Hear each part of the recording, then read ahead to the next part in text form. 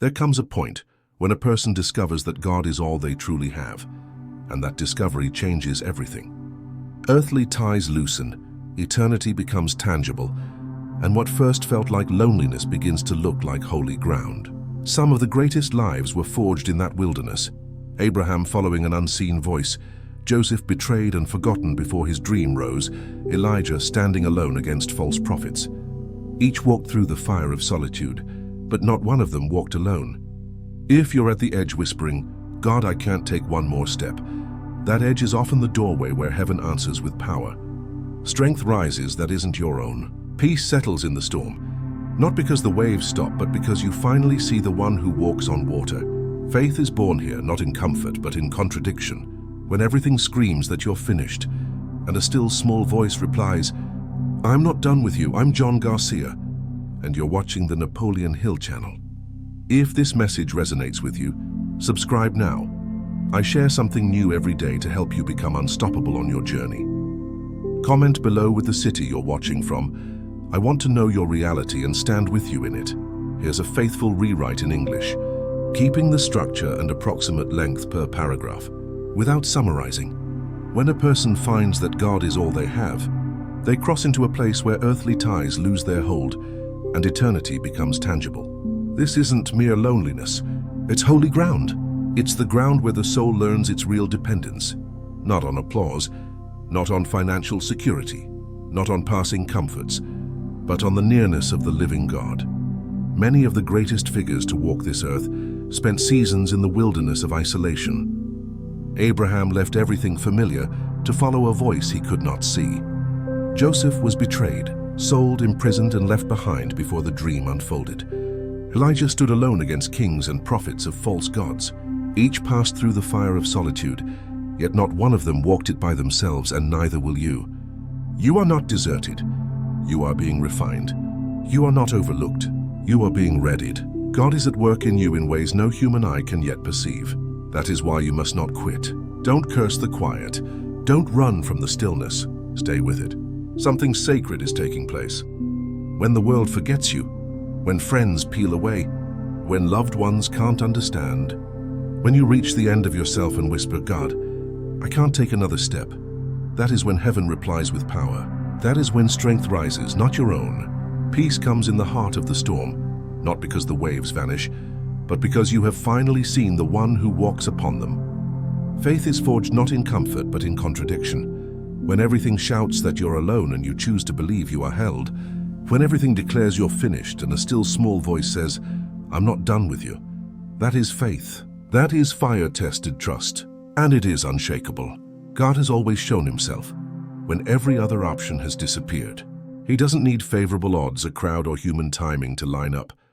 He steps into prison cells, lions' dens, and fiery furnaces, not after the crisis, but right in the thick of it. And he does it again and again for those who call on his name. You might feel passed over today. Perhaps no one sees your pain. Maybe they notice your strength, but not your struggle. They catch the smile, but not the sleepless nights. And perhaps you've started to believe the lie that you must carry this alone. I'm here to tell you, you don't. You never were meant to. There is one closer than a brother, one who will never leave you or forsake you, one who is the same yesterday, today, and forever, one whose eye is on the sparrow, and whose everlasting arms are underneath you even now. He sees the hidden battles. He sees the broken places. He counts the tears no one else notices and whispers, "You are mine, you are not forgotten. You are not alone." There's a kind of prayer that rises only when a person is out of options. It isn't polished or pretty. It's raw, honest, desperate. The cry that lifts from dust and ashes, "God, if you don't show up, I won't make it." That kind of prayer moves heaven. At the end of yourself, you arrive at the beginning of grace. And grace is no fragile idea. Grace is a force. It steadies shaking knees. It carries you when your strength is spent. It wraps you in mercy after you've fallen again. Grace is the hand of God drawing you out of the pit, not because you earned it, but because he loves you. I don't know which valley you're crossing or what the silence feels like in your life, but I know this. If you have God, you have all you truly need. When the world fades, when people leave, when doors close, God remains. And he not only remains, he restores. He doesn't just sit with you in brokenness. He rebuilds you. He doesn't merely comfort your sorrow. He trades beauty for ashes, strength for weakness, mourning for dancing, tears for joy. There is a future for you. Hope beyond pain, life after loss. You won't find it chasing approval or pleasure. You'll find it on your knees, alone with the one who knit you together and numbers every hair on your head. Do not despise this season. Don't rush the process. Lean into it. Let it purify and simplify you. Let it draw you nearer to the only one who can satisfy the deep places of your heart.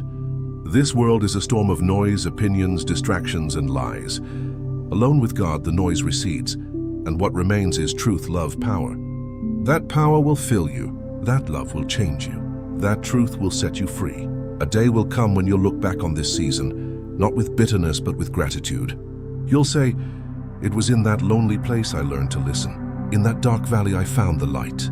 When I had no one else, I discovered God was all I ever needed." And when you rise from here, you will carry something unshakable.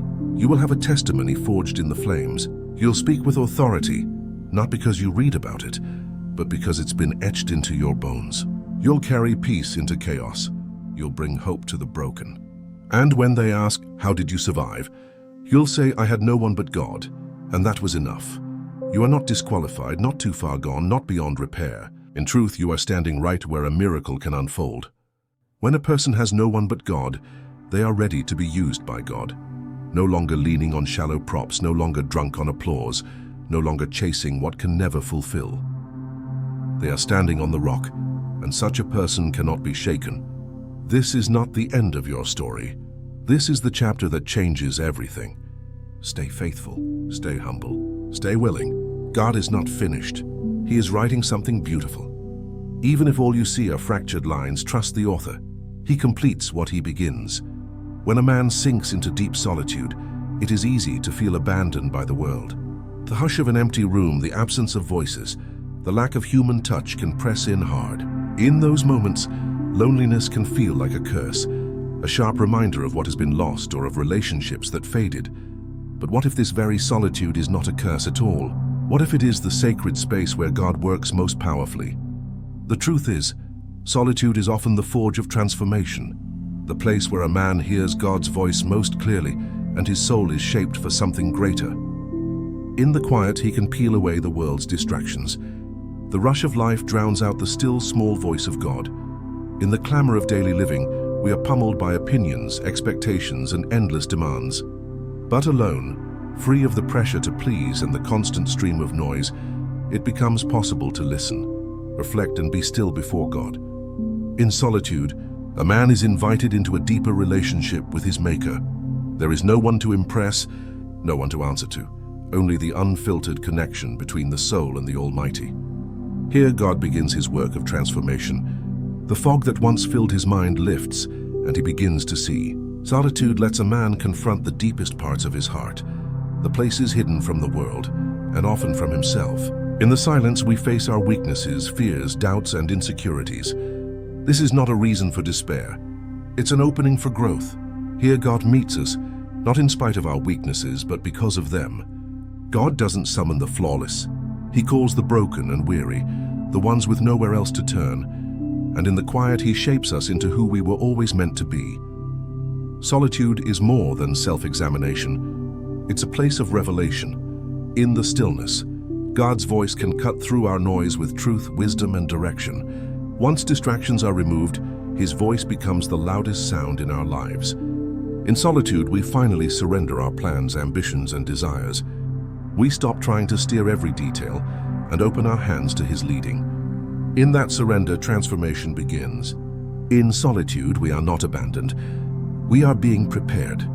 God uses the time to refine, teach, and strengthen us for the road ahead.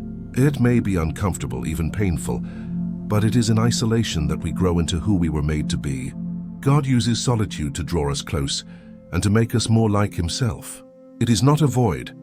It is the place where the fullness of his presence fills, renews, and changes us from the inside out. Across history, the greatest lives weren't launched by fame, fortune, or applause, but by seasons of solitude and testing. In the wilderness, far from the spotlight, God often does his deepest work. When Moses fled to the desert, when David watched over sheep, when Jesus withdrew into the wilderness, They weren't abandoned. They were prepared. The wilderness is not the end of the story. It is often where God begins shaping us for what's next. By nature, the wilderness is harsh and isolating. It strips away comforts, leaving only what truly matters. There are no distractions, no cheers, no external validation, only a person and their God. In that quiet, demanding place, God works in ways we rarely grasp in the moment. A profound change happens there, one that prepares someone not merely for success, but for a life anchored in purpose. Consider Moses. Before he could lead a nation, he spent 40 years in the wilderness, an exile, a fugitive running from failure. There he learned humility, patience, and utter dependence on God. He heard the voice from a burning bush and finally saw his life folded into a story far bigger than himself. Had he stayed in Egypt, surrounded by power and privilege, he might have missed the lessons only the wilderness could teach. The wilderness wasn't punishment. It was preparation for a calling that would redirect history. David was anointed king, yet he didn't claim a throne at once. He spent years fleeing Saul, hiding in caves, living on the run. In those years, David grew in strength, character, and trust in God. He learned to lead not by sheer force, but by humility and reliance on the Lord. Many psalms poured out of that season, raw honesty, faith, and intimacy. Without those formative years, his reign may not have been marked by such wisdom and grace. The wilderness isn't just terrain. It's a spiritual condition many of us face. Seasons of loss, difficulty, and transition. It can feel as if we are far from God's presence and purpose. But these seasons are often where God is priming us for more. They are not dead ends. They are launch pads. Just as God called Moses and David out at the appointed time, He will draw us out when the time is right. The preparation of the wilderness cannot be underestimated. There we learn to rely on God alone, to be tested and refined, and to discover strength we didn't know we possessed. In the wilderness we learn trust, God's faithfulness when we can't see the path, His provision when resources run thin, His voice in the quiet away from the world's roar. There we find a deeper intimacy, a relationship built on trust and dependence rather than crowds and approval. The wilderness is not a place to flee but to embrace. It is where God shapes, refines, and readies us. So if you are in solitude, struggle, or confusion, remember you are not forgotten. You are being prepared. The wilderness may be uncomfortable, but it is not the end. It is where God is lining you up for more than you can now imagine. In the depths of despair, when the burden feels unbearable and strength slips away, God's power is most clearly revealed in our weakness. Many think weakness must be concealed, a mark of failure. But in God's eyes, it is the very place His strength shines. When a person has reached the end of their own capacity, stripped of ability and control, they meet a strength beyond themselves. These seasons confront us with our limits. There are circumstances we cannot command, people we cannot change, outcomes we cannot dictate. In helplessness, God's strength becomes unmistakable, the most beautiful, transformative force in the world. Paul, the great apostle, spoke of this truth as he described his own trials. He pleaded 3 times for God to remove a thorn in his flesh, but the answer he received was, "My grace is sufficient for you, for my power is made perfect in weakness." 2 Corinthians 12:9. Paul's response was stunning. "Therefore I will boast all the more gladly of my weaknesses, so that the power of Christ may rest upon me." God's glory, Paul realized, is not most visible in our strength but in our lack. In that vulnerable place, he tasted the sufficiency of grace and the depth of divine power. This runs counter to our instincts. The world trains us to trust our talent, grind through by willpower, and triumph by personal strength. God calls us to another way: surrender self-reliance and trust His power. True strength is not what we can achieve in ourselves, but what He does through us when we admit our need. At our lowest, when we feel powerless, we are most open to His work. We stop relying on cleverness, wisdom, and resources, and lean wholly on Him. In our weakness, there is room for His power to blaze. God's strength doesn't mirror human might. It is a divine steadiness, gentle and immovable, giving courage when we want to collapse, wisdom when we are confused, and peace when we are overwhelmed. His strength doesn't erase our weakness. It completes its purpose through it. He takes our frailty and, by grace, turns it into something beautiful. In despair, He lifts us. When we cannot stand, He sustains us. When legs give out, He carries us. When energy is gone, he raises us. And this strength changes us. We emerge from trials different, not because we conquered by ourselves, but because we allowed God to work through us. Dependence invites transformation. The truth is, God's strength is not offered apart from weakness, but within it. When we have nothing left, he supplies all we need. In that divine exchange, we discover that the very trial that threatened to break us becomes the meeting place of God's power and grace. So if you are weary, do not despair. Do not accept the lie that you are failing. Right here, precisely here, God is ready to do his greatest work. His power is perfected in your weakness. Trust him in this season, and you will come through stronger, more dependent on him, and more aware of the power only he provides. There are times when we cry out and feel as though heaven is quiet. In the stillness, it's hard to sense God's nearness. We quickly assume he has withdrawn, that he is distant or indifferent. But divine silence is not divine absence. Often in quiet, God is doing more than we can fathom. We live in a world trained for instant answers and fast fixes. But God's ways are not ours. His timing is not chained to earthly pressure. Sometimes silence is not retreat, but holy waiting, a space for us to grow, trust, and prepare for what he will do.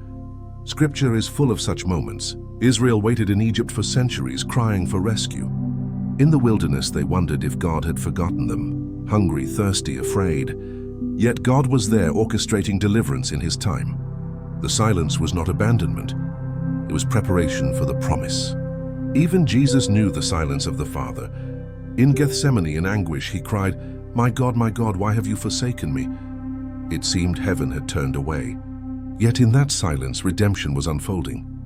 The quiet of the cross was not desertion, but the working out of salvation. God's silence reminds us we are not in control. We crave immediacy and clarity. Silence tutors our patience and faith.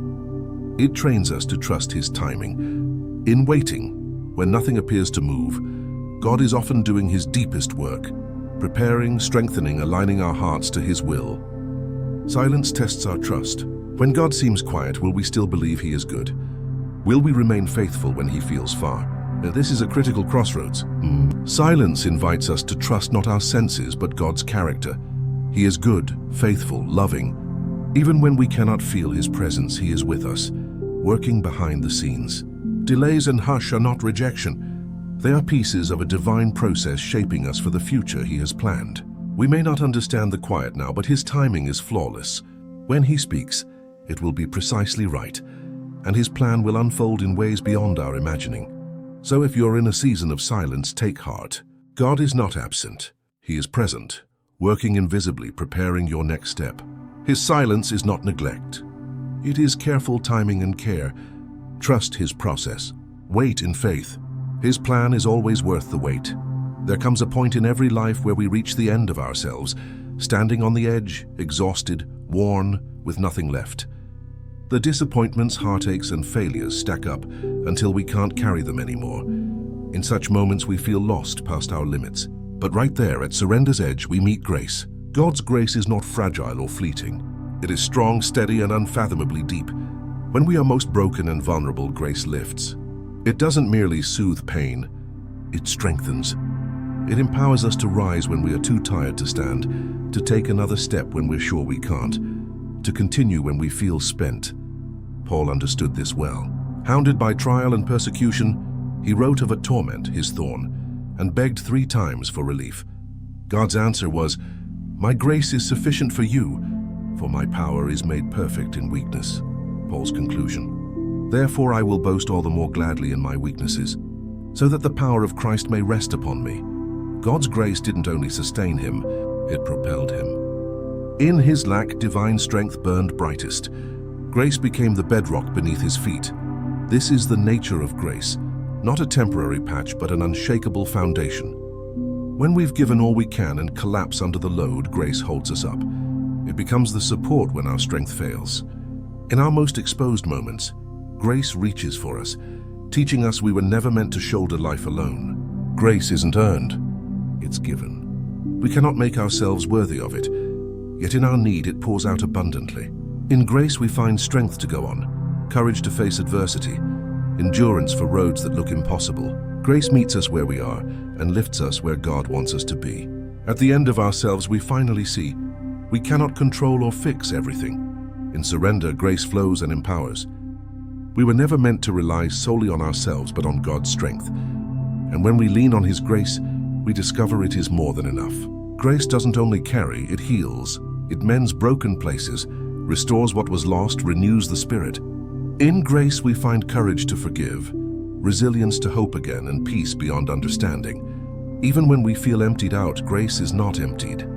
It is infinite, sufficient for every trial, challenge, and ache. When our resources end, we encounter the fullness of grace, and in that grace we stand, press on, and continue in His purpose.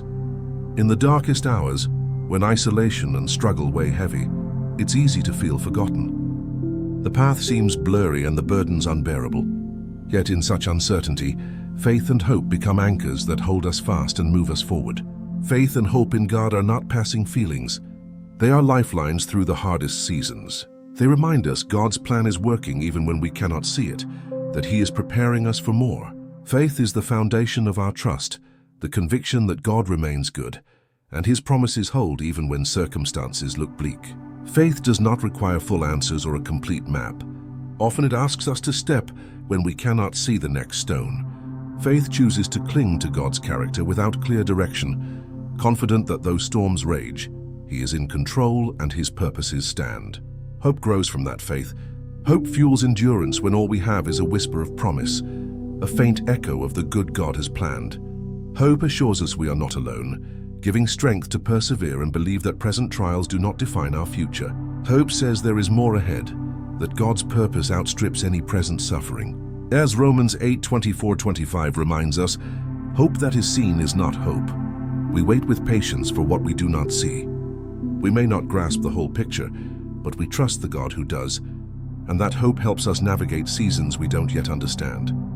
With faith in God and hope alive, we are sustained in hardship and prepared for the purpose He's crafting. Our struggles are not random. They refine us for the next chapter. Trials serve a purpose, though hidden at first, equipping us to rise stronger and better suited for His calling. Consider Joseph.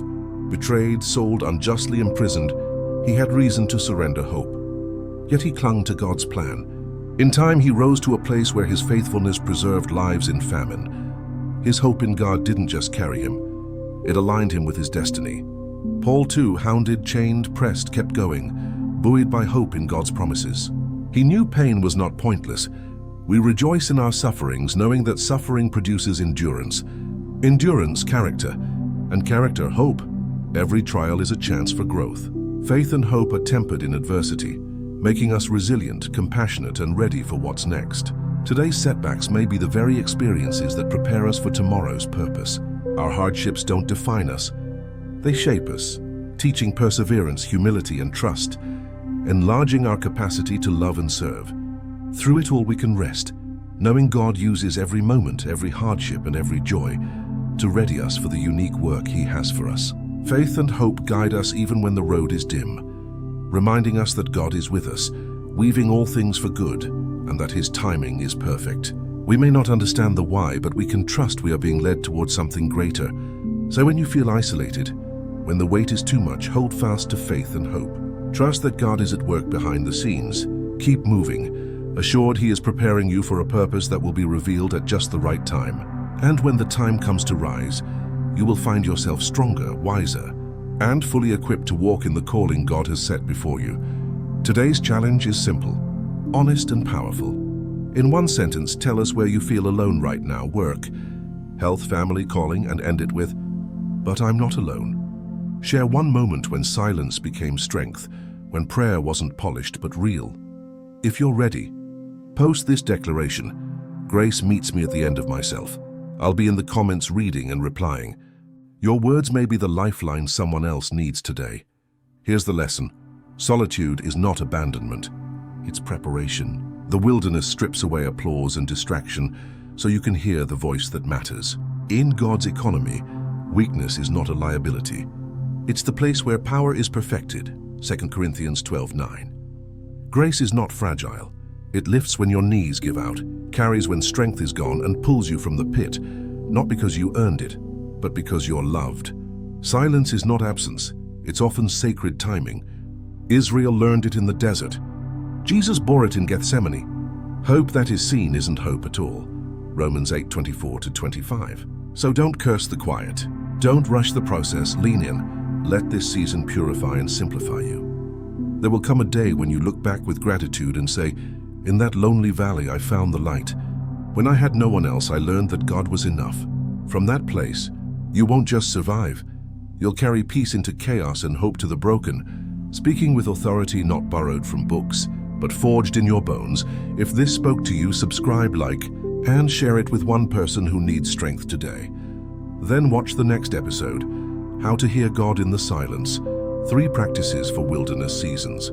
In it, we'll walk through a simple daily rhythm for prayer that's raw, real and sustainable, plus a framework to turn delays into growth, and a Joseph-style model for purpose in unfair seasons.